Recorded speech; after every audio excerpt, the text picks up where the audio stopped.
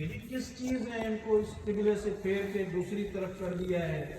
تو پھر اللہ تعالیٰ نے اس آیت کا جو آغاز کیا ہے وہ اسی لفظ کے ساتھ کیا ہے کہ لیس البر ان تولوا وجوہکم قبل المشرق والمغرب. نیکی یہ نہیں ہے کہ تم مشرق کی طرف رخ کرو یا مغرب کی طرف رخ کرو. آپ جسے سمجھتے ہو اصل جو ہے وہ مشرق مغرب کی طرف رخ کرنا نہیں ہے.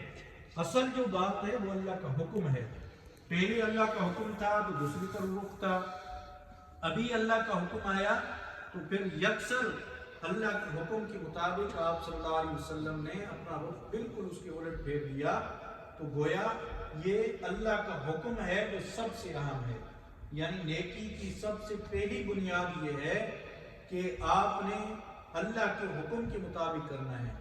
جو اللہ کا حکم آیا اسی کو سر تسلیم خم کرنا ہے. اور پھر مزید فرمایا کہ وَلَكِنَّ الْبِرَّ، لیکن نیکی کیا ہے؟ من آمن باللہ والیوم الآخر، یعنی ایمان لانا یہ بہت بڑی نیکی ہے. اللہ پر، آخرت کے دن پر، ملائکوں پر، اللہ کے نبیوں پر، ان کی کتاب پر، ان تمام چیزوں کے اوپر ایمان لانا یہ آپ کی ان ظاہری چیزوں سے کئی زیادہ معنی رکھتا ہے. اور دوسرے نمبر پہ فرمایا وَآتَ الْمَالَ عَلَىٰ حُبِّهِ، کہ آپ مال اپنی دل کی محبت کے باوجود اللہ کی رضا کے لیے آپ مال دیں. یعنی مال دینا یہ نیکی ہے. جس مال کو تم دبا کے رکھتے ہو، چھپا کے رکھتے ہو، گن گن کے رکھتے ہو، گویا ان کو اللہ نے خطاب کرتے ہوئے فرمایا کہ آپ اپنا مال اللہ کی رضا کے لیے دو. کس کو دینا ہے؟ ذوی القربا، قریبی لوگوں کو، رشتہ داروں کو، یتیموں کو، والمسکین، مسکینوں کو، وابن السبیل، مسافروں کو، والسائلین، جو سوال کرنے والے ہیں ان کو، وفی الرقاب، اگر کسی کی گردن پھنسی ہوئی ہے تو اس کی گردن کو آزاد کرانا، اس کے اندر مال دینا. یعنی پہلے غلام ہوا کرتے تھے، غلاموں کو جب مال وہ اپنے مالکوں کو دیتا تو وہ آزاد ہو جاتا تھا. فرمایا کہ ان غلاموں کی مدد کرو. اور آج کل اگر کوئی قید ہے یا مقروض ہے اور اس قرض سے کسی کی جان چھڑوا لینا یا کسی کی کام آ جانا، یقیناً یہ بہت بڑی نیکی ہے. فرمایا کہ یہ اصل نیکی ہے. اور پھر فرمایا وَأَقَامَ الصَّلَاةَ، نماز قائم کرنا نیکی ہے. وَآتَى الزَّكَاةَ، زکوٰۃ ادا کرنا نیکی ہے. وَالْمُوفُونَ بِعَهْدِهِمْ إِذَا عَاهَدُوا، جب وعدہ کرو تو وعدہ پورا کرنا یہ اصل میں نیکی ہے. وَالصَّابِرِينَ فِي الْبَأْسَاءِ وَالضَّرَّاءِ، دکھ میں، سکھ میں، وَحِينَ الْبَأْسِ، یہاں تک کہ جنگ کے موقع پر بھی آپ نے صبر کو اختیار کرنا ہے. یعنی صبر اپنا لینا یہ اصل میں نیکی ہے. گویا یہ بڑی بڑی موٹی موٹی چیزیں اللہ تعالیٰ نے نیکی کی بیان فرمائی. ایمان اور اس کے ساتھ انفاق، یعنی اللہ کے راستے میں اس کے حکم کے مطابق خرچ کرنا. اور تیسرے نمبر پہ پھر فرمایا کہ جی نماز قائم کرنا. چوتھے نمبر پہ زکوٰۃ ادا کرنا. پانچویں نمبر پہ وعدہ وفائی کرنا جب آپ کسی سے وعدہ کرتے ہیں. اور پھر چھٹے نمبر پہ صبر کو اپنا لینا. اور یہ اصل میں نیکی ہے. گویا یہ اجمالاً اللہ تعالیٰ نے نیکی کا تصور بیان کیا کہ یہ نیکی ہے جس کو کرنے کی ضرورت ہے. گویا یہ تمام انسانوں کو، خاص طور پر اہل ایمان کو اللہ کا پیغام ہے کہ ان کو اپناؤ گے تو یقیناً آپ پھر نیکی کو پہنچے ہوئے، نہیں تو پھر تم کبھی بھی نیکی کو پہنچ نہیں سکتے. اور آگے پھر اللہ تعالیٰ نے قصاص کا تذکرہ کیا ہے کہ ایمان والو، قصاص کے اندر اللہ نے تمہاری زندگیاں رکھی ہیں. قصاص کیا ہے؟ یعنی اگر کوئی شخص کسی کو قتل کرتا ہے تو اس کے بدلے میں اس کو قتل کر دیا جائے گا. اگر کسی نے کسی کا عضو ضائع کیا ہے، آنکھ ضائع کی، کان ضائع کیا، تو پھر اس کے بدلے میں اس کی بھی وہ چیز ختم کر دی جائے گی تاکہ اسے احساس ہو، پتہ چلے کہ میں نے یہ کیا کسی کے ساتھ ظلم اور زیادتی کی ہے. اللہ نے پھر آگے جو لفظ بیان فرمائے وہ یہ کہ اے لوگوں وَلَكُمْ فِي الْقِصَاصِ حَيَاتٌ، کہ قصاص کے اندر تو اے عقل مندو اللہ نے تمہاری زندگیاں رکھی ہیں. بظاہر تو قصاص میں کسی اور کو قتل کیا جاتا ہے کہ اس نے قتل کیا، اس میں زندگیاں کیسی ہیں؟ گویا زندگی اس حساب سے ہے کہ اگر تم مجرم کو اس کے جرم کی سزا دو گے تو جرم آپ کے معاشروں سے ختم ہو جائے گا. اگر تم مجرم کو سزا نہیں دو گے تو پھر یقیناً معاشرے کے اندر جرم بڑھتے رہیں گے اور زیادہ جرم ہوں گے۔ اسی لیے اللہ رب العالمین نے فوجداری ایک نظام دیا ہے، یہ قوانین اللہ تعالیٰ نے دیے ہیں کہ اس کے مطابق آپ نے اپنی ریاست کو ڈھالنا ہے اور چلانا ہے۔ یقیناً ہر کوئی تو یہ نہیں کر سکتا، قصاص کا معاملہ یہ ریاست کے ذمہ ہوتا ہے کہ جی اگر کوئی ظلم کرے، زیادتی کرے، کسی کا حق مارے اور کسی کے اوپر جو ہے وہ زیادتی کرے تو یقیناً ان کو سزا ہونی چاہیے۔ سزا نہیں ملے گی تو پھر یقیناً جرم بڑھتے ہیں۔ اور آگے پھر اللہ تعالیٰ نے وصیت کا تذکرہ کیا ہے کہ اے لوگو تم وصیت بھی کر لیا کرو، بلکہ ایک حدیث کے اندر یہ حکم آیا ہے کہ کوئی بھی ایسی رات نہ ہو کہ آپ کے پاس آپ کی وصیت موجود نہ ہو، یعنی آپ اپنی وصیت لکھ کے اپنے پاس رکھیں۔ ہو سکتا ہے آپ کی زندگی ختم ہو جائے تو پھر آپ کا جو مال ہے وہ کس طرح سے تقسیم ہو۔ ایک تو شریعت نے اصول دیا ہے تقسیم کرنے کا، اور دوسرا وصیت کے اندر یہ ساری چیزیں بندہ لکھ لیتا ہے، بتا دیتا ہے کہ یہ میرے اوپر یہ قرضہ ہے، مجھے یہ دینا ہے، یہ ساری چیزیں ہیں، یا میں یہ کسی کو اپنا دینا چاہتا ہوں، اس کے مال کی 1/3 کے اندر اس کی وصیت پوری کی جائے گی۔ لیکن وصیت کا حکم ہے۔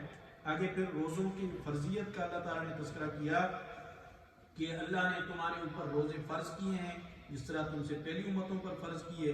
یہ پورا رکوع اگلا جو ہے وہ اس روزے کے احکام کے متعلق ہے۔ اور پھر اللہ تعالیٰ نے چاند کا تذکرہ کیا، یسألونک عن الأہلہ، یہ لوگ آپ سے چاند کے بارے میں پوچھتے ہیں، ان کو بتا دو یہ مواقیت للناس، یہ لوگوں کے لیے وقت معلوم کرنے کا ذریعہ ہے۔ اور پھر آگے اللہ تعالیٰ نے حج کا تذکرہ کیا، اور حج بھی یقیناً اس چاند کے حساب سے کیا جاتا ہے، اس کا اللہ تعالیٰ نے تفصیل کے ساتھ تذکرہ کیا۔ اور اس کے بعد پھر اللہ تعالیٰ نے خواتین کے کچھ مسائل بیان فرمائے ہیں، اور حیض کے متعلق تذکرہ کیا کہ یسألونک عن المحیض، یہ لوگ حیض کے اپنا حالت میں آپ سے وہ یہ چیزیں پوچھ رہے ہوتے ہیں کہ یہ حیض جو ہے وہ کیا ہے، قل هو اذن، ان کو بتا دو کہ یہ ایک گندگی ہے، ہر مہینے خاتون کو آتی ہے۔ فاعتزلوا النساء فی المحیض، اس حیض کی حالت میں آپ اپنی عورتوں کے قریب مت جاؤ۔ جب حیض مکمل ہو جائے، وہ ایام مکمل ہو جائے تو پھر یقیناً نساؤکم حرث لکم، تمہاری بیویاں تمہاری کھیتی ہیں، فاتوا حرثکم انا شئتم، پھر تم جب چاہو اپنی بیویوں کے پاس جاؤ، کوئی ممانعت نہیں، اس کا اللہ نے تذکرہ کیا۔ اور آگے پھر اللہ تعالیٰ نے طلاق کا تذکرہ کیا ہے، کیونکہ یہ بھی ایک معاشرے کا مسئلہ ہے کہ یہ اگر طلاق ہو جائے تو اس کے ساتھ کس طرح کا معاملہ ہو، یا اس کی عدت کیا ہو، اس کی عدت کا اللہ نے تذکرہ کیا۔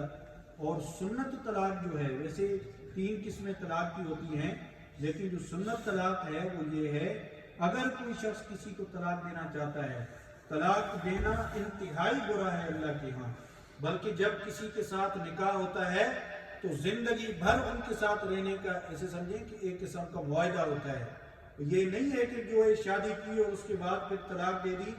طلاق انتہائی مبغوض چیز ہے، اور حدیث کے الفاظ ہیں ابغض الحلال الی اللہ الطلاق، سب سے بری چیز جو اللہ کے ہاں حلال ہے وہ یہ طلاق ہے، انتہائی بری چیز ہے اللہ کی نظر میں۔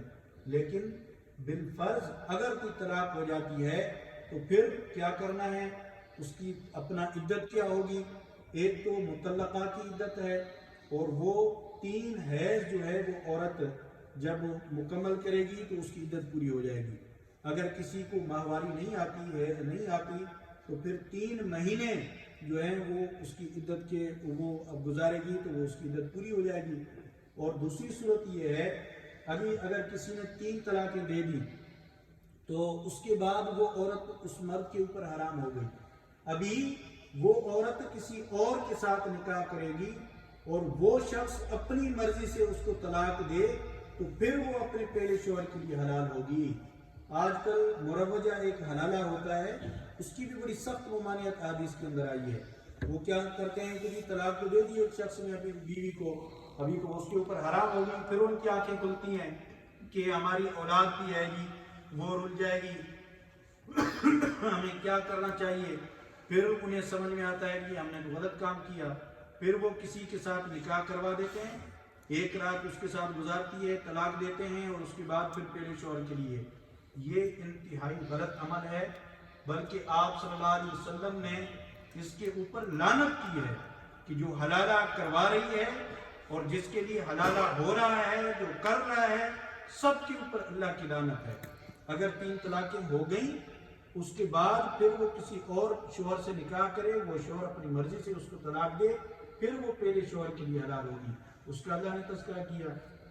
اور پھر اللہ تعالیٰ نے آگے دودھ کے متعلق تذکرہ کیا کہ 2 سال آپ نے دودھ پلانے ہیں، اور اگر جو ہے وہ طلاق ہو گئی اور اس کے بعد پھر دودھ پلانا ہے تو پھر یقیناً وہ شوہر کے اوپر وہ سارا ذمہ ہوگا، خرچہ ہوگا، اس اپنا عورت کو وہ سارا خرچہ دے گا، جس کا اللہ نے تذکرہ کیا۔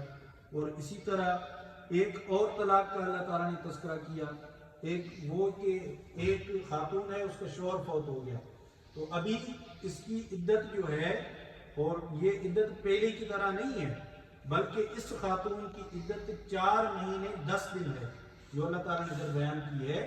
اگر ایک خاتون ہے، اس کا شوہر فوت ہو جاتا ہے تو ابھی یہ عورت 4 مہینے 10 دن عدت میں بیٹھے گی، اس کے بعد اس کی عدت مکمل ہو جائے گی۔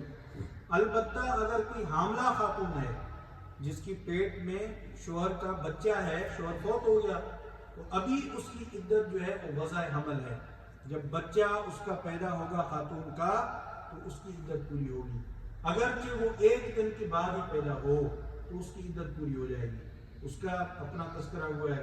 اور ایک اور طلاق کا اللہ تعالیٰ نے تذکرہ کیا کہ ایک خاتون ہے جس کو کسی شخص نے طلاق دی، لیکن نکاح ہوا، ابھی ان کے ساتھ میاں بیوی والا معاملہ نہیں ہوا، پہلے ہی طلاق ہو گئی، تو پھر ان کے اوپر عدت نہیں ہے، وہ اس لیے کہ وہ میاں بیوی تو ملے ہی نہیں ہے، تو ان کی عدت کیسے ہوگی؟ البتہ ان کے اوپر حق مہر لازم ہوگی، جتنی انہوں نے مقرر کی ان کی آدھی حق مہر ان کو ضرور دینی ہے، جس کا اللہ تعالیٰ نے ادھر تذکرہ کیا۔ اور پھر آگے آیت الکرسی ہے، بڑی اہم آیت ہے قرآن کی، اور اس کی بڑی فضیلت ہے، جو نماز کے بعد اس کو پڑھتا ہے تو آپ صلی اللہ علیہ وسلم نے فرمایا کہ اس شخص کے اور جنت کے درمیان صرف موت حائل ہوتی ہے، موت آئے گی تو سیدھا وہ شخص جنت کے اندر جائے گا جو فرض نماز کے بعد اپنا اس آیت الکرسی کو لازم کرتا ہے اور پڑھتا ہے، اس کا اللہ نے تذکرہ کیا۔ آگے پھر اللہ تعالیٰ نے سیکنڈ لاسٹ رکوع جو ہے اس اپنا سورت کا، سورہ بقرہ کا، وہ معاملات کے متعلق ہے، اور قرآن کی سب سے بڑی آیت جو ہے وہ یہی ہے، سورہ بقرہ کا جو سیکنڈ لاسٹ رکوع ہے، قرآن کی سب سے بڑی آیت وہ ہے، لیکن آپ اندازہ کریں کہ معاملات کی کتنی بڑی اہمیت ہے کہ قرآن کی سب سے بڑی آیت اللہ تعالیٰ نے معاملات کے متعلق نازل کی ہے، اسی لیے معاملات کو بھی درست کرنا چاہیے، اور معاملات بھی دین کا حصہ ہیں، اور ایک دوسرے کے حقوق کا خیال کرنا چاہیے، ایک دوسرے کے حقوق نہیں مارنے چاہیے، اچھا معاملہ کرنا چاہیے، اس میں سلوک کرنا چاہیے، جس کا اللہ تعالیٰ نے ادھر تذکرہ کیا ہے۔ اللہ تعالیٰ سے دعا ہے کہ اللہ رب العالمین ہمیں اس پر عمل کی توفیق عطا فرمائے۔